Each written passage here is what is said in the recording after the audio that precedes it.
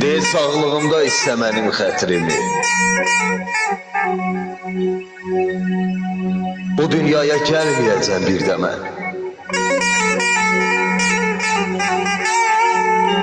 Bilirsənsə vaxtında bil qədrimi, bu dünyaya gəlməyəcəm bir də mən. Silinərsə bu yollardan izlərim. Dodağında buz tutacaq sözlərim.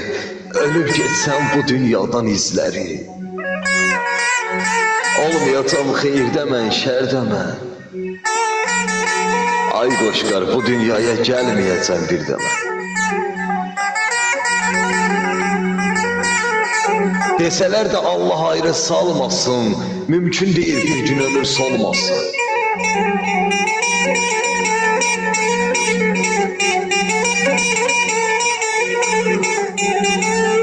Desələr də Allah ayrı salmasın, mümkün deyil bir gün ömür solmasın.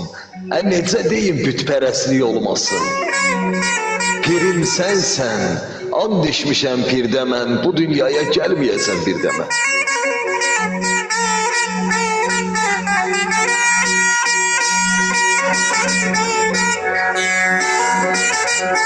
Haydi, haydi. Olur meleğim, buradasın.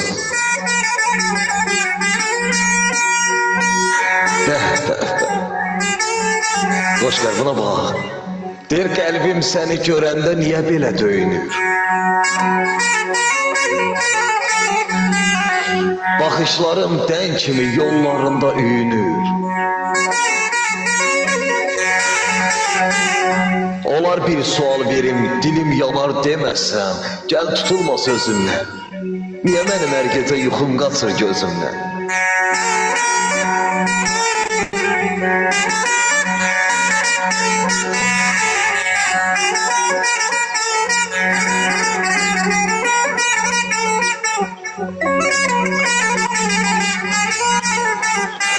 Der yuxum yoxdur, bir tək mənim yatanmıram gecələri.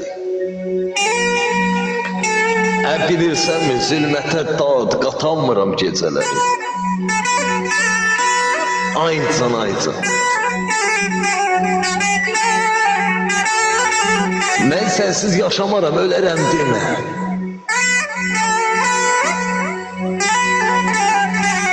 Sən mənə əlinlə qıyan adamsan. Pis gündə yanında olacam demə, sən məni pis günə qoyan adamsan.